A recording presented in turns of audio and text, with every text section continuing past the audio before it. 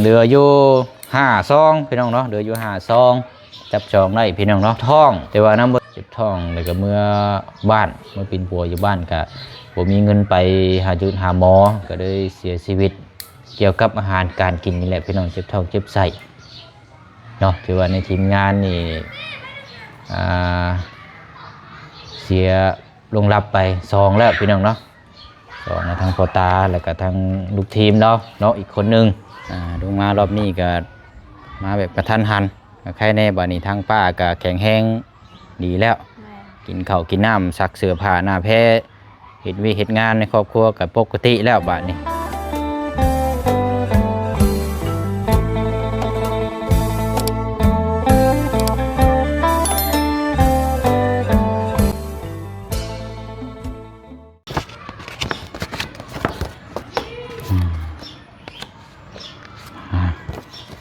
จัดใส่พี่น้องตามกำลังตามศรัทธาเนาะวันนี้ก็ถือว่าเปิดภาพเปิดกล้องมาเอาบุญมาฝากพ่อแม่พี่น้องแล้วก็แพ่เอาบุญน้ำกันอีกวันนี้กับพี่น้องเนาะเอากะมาจับเบิ่งซองอีกพี่น้องเนาะพอดีว่ามีทางผู้ใหญ่ใจบุญเนาะก็จับจองซองกฐินมานำแน่เนาะพี่น้องเนาะก็ได้ใส่ไปนำแล้วเนาะเอาอันนี้ก็ผู้เชี่ยวชาญใส่เลยพี่น้องเนาะเราแจ้งทางพี่น้องเขานำเนาะ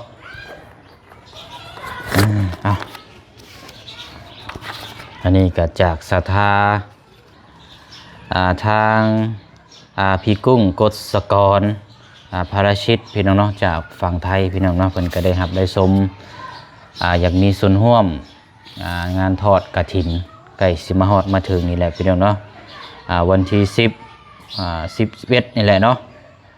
แต่ว่าบางซองวัดเพิ่นคือเขียนวันที่11นี่ไม่ได้เนาะวันที่10นี่เป็นมือตั้งกองกฐินวันเสาร์วันที่11นี่เป็นมือทอดถวายไปหน่อยเนาะอันนี้ก็จากศรัทธาทางโดยทั้งพี่กุ้งกฎสกรพระราชิตพี่น้องเนาะจากฝั่งไทยเนาะก็สิได้ใส่ซองมอบโดยว่าสมทบซื้อที่ดินขยายทั้งวัดอีกเอาพี่น้องเนาะบ่เสียงก็สิใส่ซองไว้ในนี้แล้วก็สิรวบรวมทางครอบครัวแน่เนาะซองนึง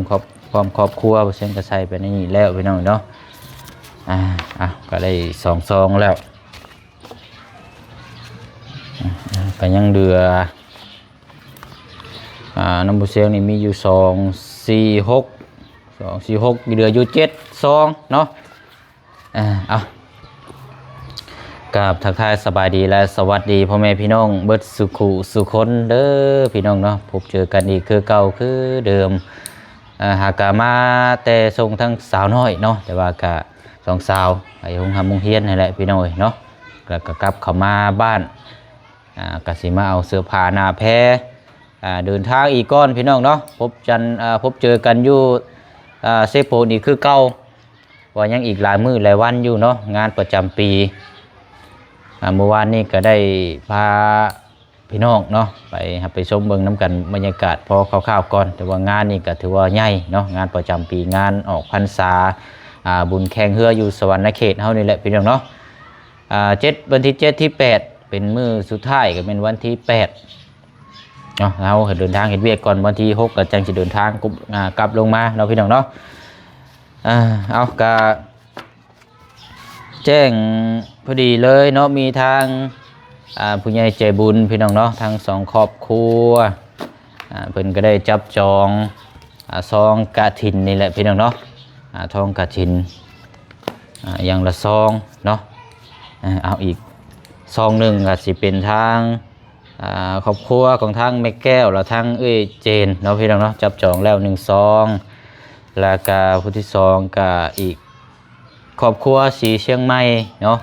ทางเพิ่นได้แชทมาก็จับจองไว้แล้วเนาะพี่น้องเนาะ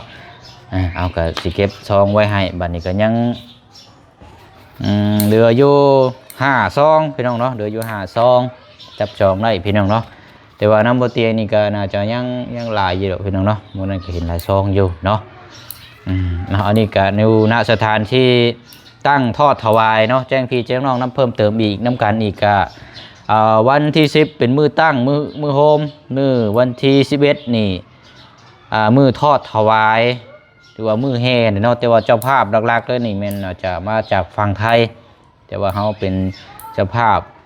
ร่วมยอดน้ำกันพี่น้องเนาะก็อยู่ณสถานที่วัดป่ามหาวันถึงกับบ้านพ้นสิมนครกระสอนผมมีหารเขาเลยแหละพี่น้องเนาะแข่งสวรรค์เขตวัดที่เขาเริ่มพบเจอกันแรกๆหรือว่าทั้งผู้เชี่ยวนี่แหละพี่น้องพบเจอครั้งแรกแล้วก็พูดคุยแนวทางทางทีมงานไปว่างกับเขาไปรับชมก่อนฮอดฮูจักฮอดสมุนีแหละพี่น้องเนาะพี่น้องก็ได้ติดตามไม่นี่กับทางวัดทางว่าก็ถือว่าขยับขยายมีการพัฒนากับบ่ได้อยู่หม่องเก่าเนาะพี่น้องเนาะถือว่าเป็นอีกวัดหนึ่งสถานที่พี่น้องให้ความสนใจหม่องวิปัสสนากรรมฐานเนาะทางวัดนี่พี่น้องทางบุเชนก็บ่ได้เข้าไปนานแล้วพี่น้องตั้งแต่พุ่นแหละเนาะไปมอบถวายเป็นเงินปัจจัยของทั้งผู้ใหญ่ใจบุญแล้วก็เฮาก็เฮ็ดเวียกเดินทางไกลแต่ก็บ่ได้ค่อยเดินทางเข้าไปเนาะ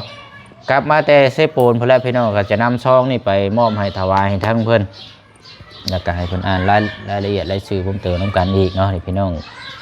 ทราบน้ำกันยังเหลืออยู่5ซองเด้อพี่น้องเด้อเนาะเหลืออยู่5ซองเอาเก็บไว้ก่อนบาทนี่เนาะนี่ไรบาทนี้เฮาเนาะเอาแล้วก็ขอแจ้งนำข่าวเศร้าน้ำพี่น้องเนาะทั้งบุเชียงแล้วก็ทั้งครอบครัวก็เพิ่งจะทำหูเมื่อวานนี้เนาะว่าทางสร้างมา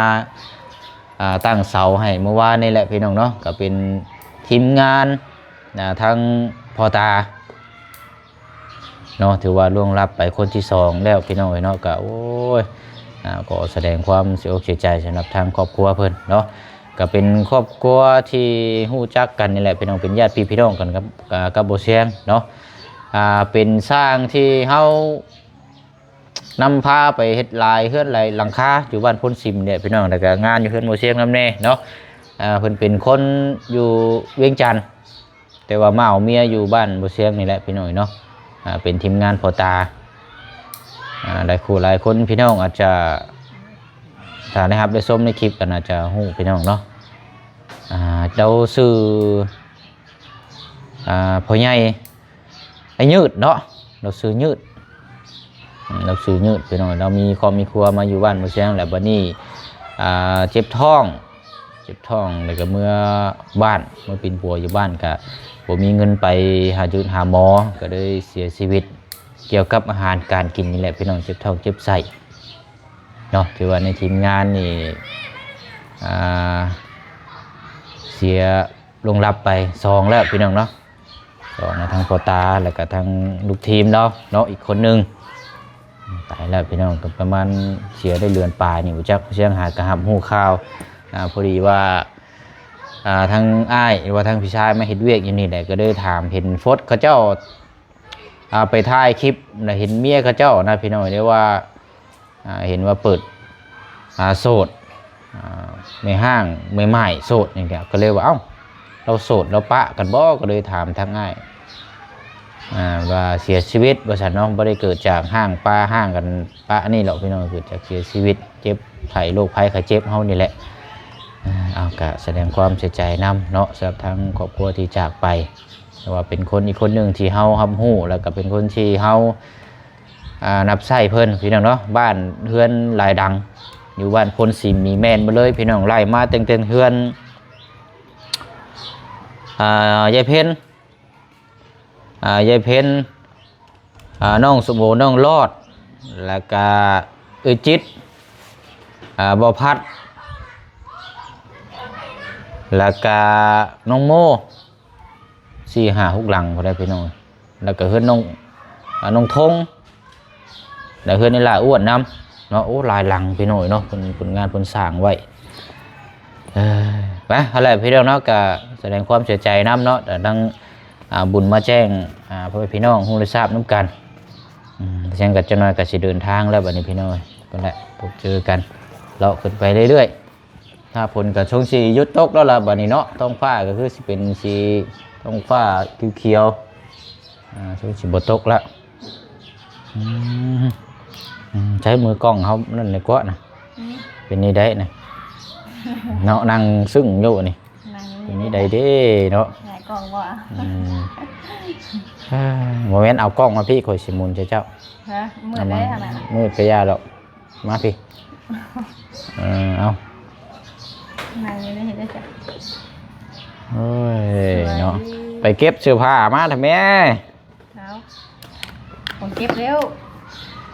เก็บพับใช่ผมมีเงินกระเป๋ามันยากพับแบบมันไปห่อยใส่เลย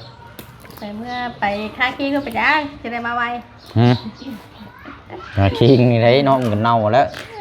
ไปห่อยมันเปื่อยเน่าเลยใส่แบบเน่าเลยวันใส่กระเป๋าบ่เอาพับใส่นะวางใส่เบาะเลยรถเพราะว่าจะไปห้องแล้วก็ใส่เลยมันจังบ่อัพเอาละพี่น้องเอกะแจ้งน้ำกันอีกรอบนึงเนาะพี่น้องหลังจากได้ตั้งเสาเทคานขึ้นกระสีประมาณนี้แหละพี่น้องเนาะทางเฮียนทางน้องๆเพิ่นมาลิ้นอยู่นี่พี่น้องเต็มอยู่น่ะเนาะเอาก็ถือว่าการค้าขายเฮาถ้าได้ลูกปุ๊กสร้างขึ้นนะก็โอ้ยอยากเห็นภาพไปพี่น้องเนาะแต่ตอนนี้ก็สิได้เห็นแต่เสาซ้ำนี่ก่อนแล้วพี่น้องจักย่ามไรแล้วบาดนี้อันนี้แค่เฮาอยากตั้งนะพี่น้องเนาะอยากตั้งขึ้นแล้วก็วางงบมันใช้ราคาสูงแล้วเฉพาะค่าสร้างนี่ก็โอ้ยเรื่องหู้กันนั่นแหละพี่น้องเนาะโหด3x8เนาะอันนี้แหละพี่น้อง3 ห้อง8 ต้นเสากับความสูงกับประมาณ3.50 เมตรหนา13ประมาณนี้แหละ13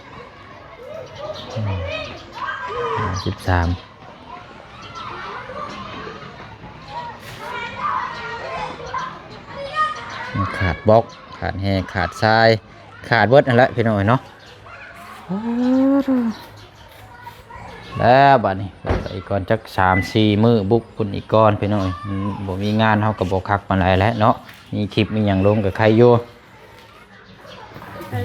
ใช่แล้วเบิดแล้วบ่ฮะมีแต่เสื้อนะสิมีหยังมันเครื่องของหยังก็บ่มีได้จ้ะเครื่องหยังมายังอยู่ในตะกร้าเอาไว้เนี่ยกอกนอไม่ได้ใส่เลยตัวนี้บ่ได้ตัวนี้ก็ต้องใส่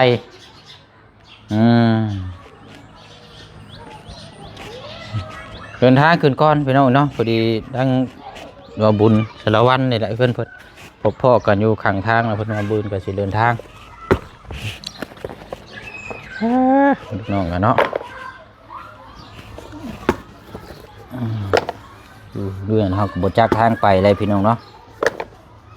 นั่นแหละไปพูดแล้วพี่น้องบริมีเครื่องของกับบริมีเครื่องของแจกครับมีแต่ซื้อกระต้มขนมเด็กๆน้อยเนาะมีมาม่าปลากระป๋องแจกมาม่าลายพี่น้องก็ว่าโอ้ยมาม่านี่กินลายก็บดีได้มันฉีกระดูกฉีผุฉีพังมันจะเป็นการคล้ายๆเกี่ยวกับมะเร็งว่าฉันก็จะถือว่าในใดแล้วพี่น้องเนาะเขาแจกไปตามหมู่บ้านนะครับบ่ได้หาแต่คนเก่านะพี่น้องนานๆทีเนาะง่ายๆชาเขาก็แจกไปตามงบแหละพี่น้องเขามีมาม่ามีพวกไข่อย่างกัดตามกำลังเขาแหละพี่น้องเขามีก็แจกไปเนาะพี่ให้น้องเขาฮะไหนบ่แจกแบบไหนบ่แจกกับสิเอายังใช่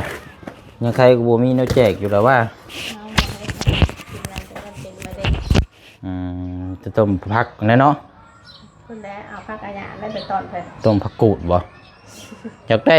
ข้าวสารนั่นแหละเป็นถุงยังชีพแต่ก็เอาใส่รถใหญ่ไปครับสารก็ได้บ่ไปเสียเอาให้ดอกรอบหน้ารอบในพุ่นละสักดีมื้อนี้โกนอน ปลาขน้อยใส่ถุงยางเลยปลาขน้อย โอ้ยเนาะ ใส่ถุงนี้ บ่ใส่ถุงยางก็ได้นะวางไว้เบาะรถง่ายๆรถ ใส่หมวกกันน็อกกันลูกเฮียน มาเดี๋ยวเบิ่งเครื่องของก่อนพี่น้อง ถึงได้ละ นั่นเสือได้อเสือแขนยาวได้อจินโตะ เป็นหน้าเจ้าบอก เสือยีนนั่นแหละ ก็ใส่เห็ดไว้ให้ ไปเอามาเบิด2ตัวแล้ว แม่ร้านหายแล้วทำนี่นะ สิให้เฮ็ดบ่ช้าง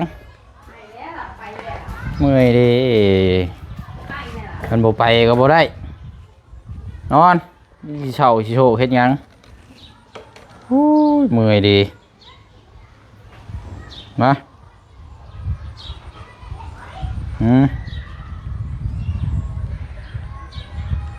2 ปีได้นี่แป๊บเดียวหมออ้ายนั่น3เมน4 เจ้าตัวไปหาเงินมาเห็ดห้า คันห้านแล้วก็ทั้งเมน้องเปียวสิอยู่เฮือนตลอดบัดนี้พี่น้องบ่ได้ไปใช่ดอกกันเป็นลูกน้องนี่เฮือนในซ่านก็สิอยู่นี่แหละ นอนอยู่ดีแล้ว ก็ ไม่ บ่ ได้ไปไซ ก็บ่ไปทางไหนเพราะว่าเอาง่ายถ้าเจ้าของเฮือนบ่อยู่มันก็บ่มีไผอยากอยู่เลยพี่น้อง สั่งว่าแล้วเนาะ เออ ตามเธอแล้ว ก็เลยนี่แหละ คำว่าเขาอยู่เพื่อนกับอยู่บนประตูมา อืม เห็นได้สาระ บ่มีแนวกินครับ เขาเนี่ยน่ะเขาปั่นอะไรน่ะนอนมีแต่คิดเลยก็วาดละบาทเลย โกเนาะ ก็ว่าคำว่าบุขึ้นนอนนี่แต่สิเป็นนอนที่ไหนให้ไปดอกมันไม่ได้เห็ดอย่างให้มาเลยนะมันวิ่งนอนเปื้อน คันเฮาใช้ระเบียงไว้จังได๋เนาะ จะเรียกว่าจะต้องเห็ดทำมานอนอีกแล้วบาทเห็ดห่านเห็ดที่เห็นน้อยพอเราเป็นนอนมีเปียก นอนแต่ร่มพี่ก็ได้ เปียกไม่อยากนอนได้กับปวดอีก เปียกเนาะ คือมันก็คอย โอ้ยเป็นนิน แย่งกัน แย่งแล้วแย่งอีกอยู่ก่อนสิเดินทางเอาซ้ำนี่แหละ ยามเลยได้ตีกระดูกดังสูงแค่ไหน บ่สูง บล็อกแค่เนาะ 3 เมตร 50ต่ออันขึ้นไปก็ประมาณ50 เซนสายไผ่นี่ยันได้ดื้อออก ไม่ได้ดื้อแล้วมันยานอยู่ จักเลย ขยายออกไปแล้วก็เห็ดให้มันเพ่งขึ้นไปแล้วชิดื้อไปใช้ หลังคายังมันสูงเติมมันได้ โอ้เห็ดช่วงมาเบิ่นเห็ดนั่นเอาแล้วบอเห็ดล่างเลยบอล่างเลย มันก็ต้องต่อสูงขึ้นประมาณ50 เซน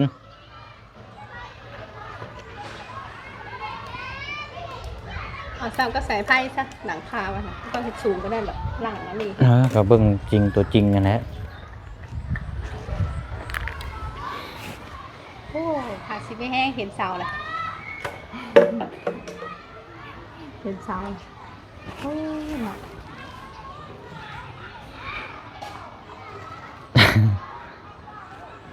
พอเราจะแย่งฉันนี่ก็ชื่นใจเลยนะ ได้เห็นบัตรนั้นเดี่ยวได้เนาะมันสิเป็นแบบใดเนาะ ดูFC ถามว่าคือเห็นไหมน้องเปียวตั้งห้านแล้วใส่คือว่าตั้งห้านอีกอันนั้นน่ะตั้งห้านเข้าไปตั้งเงื่อนยาให้เราตั้ง บ่แม่นเฮือนเฮา มันไปอยู่พุ่นกะได้ขายอยู่แต่ว่าคือว่าเลยเนาะโดนไปเขาก็อยากมีห้างของเขาเองแบบอยู่ในเฮือนในซ่านมันก็ดีไปอีกแบบนึง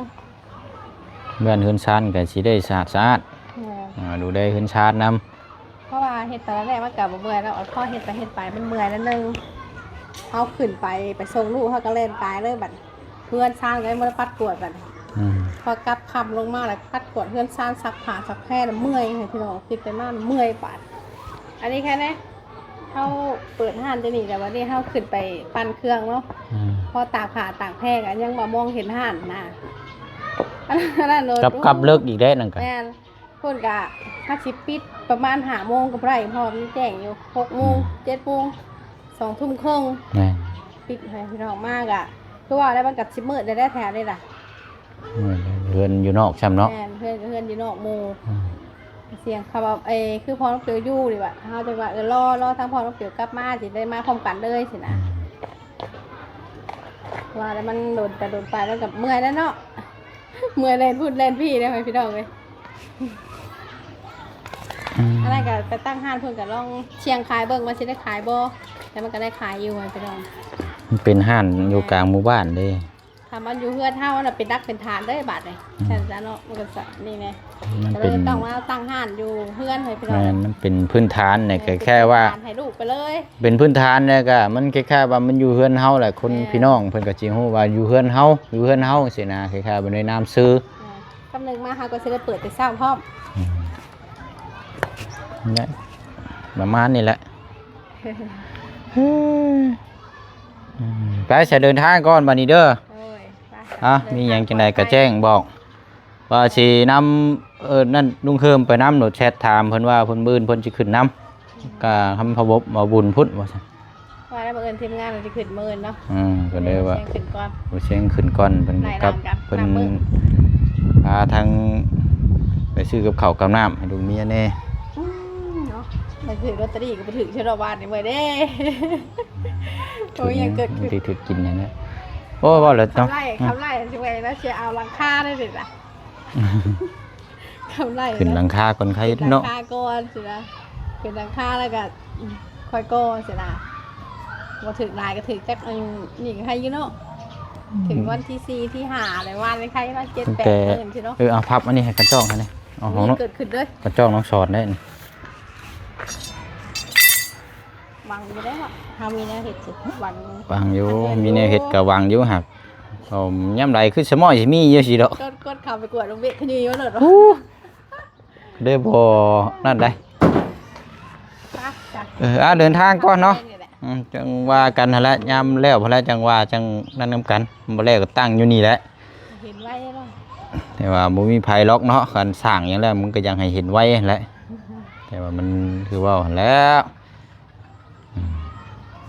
ทุกอย่างก็ต้องมีการใช้เวลา ไม่ต้องอันดับแรกต้องกินข้าวก่อน เอาขี้ดินนั่นแหละเขาก่อนให้มันแจบก่อนบ่ได้เฮ็ดสูงพี่น้องเทคานเด้อบ่ได้ก่อบ่ได้หยังเลย ตอนนี้เนี่ยพอดี เพราะว่าเฮาบ่อยากเน้นสูงแน่ครับบ่อยากเอาขี้ดินเขา ก็บ่มักสูงแน่ประมาณซั่นนี้แหละเพราะว่าน้ำก็บ่ได้อ่างบ่ได้หยังแถวนี้นะสูงอยู่ ชูน้ำมันก็บ่เป็นทางขาอะไรมันหรอก อืม สามเพื่อนเชิมนี่เดี๋ยวแบบ ประมาณบันไดขั้นหนึงนะ ไปซะเนาะหั่นละพี่น้อยแจ้งพี่แจ้งน้องให้ฮู้ได้ทราบนํกันแล้วก็พอแล้วพบเจอกันเนาะเดินทางพบเจออยู่ทางหยังก็อัปเดตให้พี่น้องติดตามเพิ่นนํกันอีกเนาะลงมารอบนี้ก็มาแบบกระทันหันก็ใครแน่บัดนี้ทางป้าก็แข็งแรงดีแล้ว กินข้าวกินน้ำซักเสื้อผ้าหน้าแพร่เฮ็ดงานในครอบครัวก็ปกติแล้วบัดนี้เนาะก็ปลอดภัยแล้วพี่น้อย ดีแล้ว ไปต่างคนต่างสู่เวียกสู่งานนำกันต่อไป บ๊ายบาย ขอเข้าห้องน้ำก่อนได้บัดนี้พี่น้องยังบ่ทันได้น้องอยู่ เจ็บท้อง ไปหั่นล่ะพี่น้องเนาะอยู่ดีมีแฮงร่ำรวยเบิดสุขุสุคนเด้อเนาะสาธุอนุโมทนาบุญกับทางเจ้าภาพเจ้าศรัทธาเนาะที่มีส่วนร่วมบุญน้ำกันเนาะไอ้สิมฮอดมาถึงนี่แหละพี่น้องเนาะก็ยังเหลืออยู่5ซองจับจองไปแล้ว2แล้วก็ใส่ไปแล้วพอดีเป็น3เนาะ3ศรัทธาแล้วพี่น้องที่มีส่วนร่วมต่อยอดน้ำกันเนาะกฐินทอดกฐินวัดป่ามหาวันนครไกรสอนพุทธมหาแข่งสวรรณเขตเฮานี่แหละพี่น้องเนาะสาธุอนุโมทนาบุญน้ำกันได้พี่น้องเด้อเนาะลาพี่น้องไปก่อนเนาะสบายดี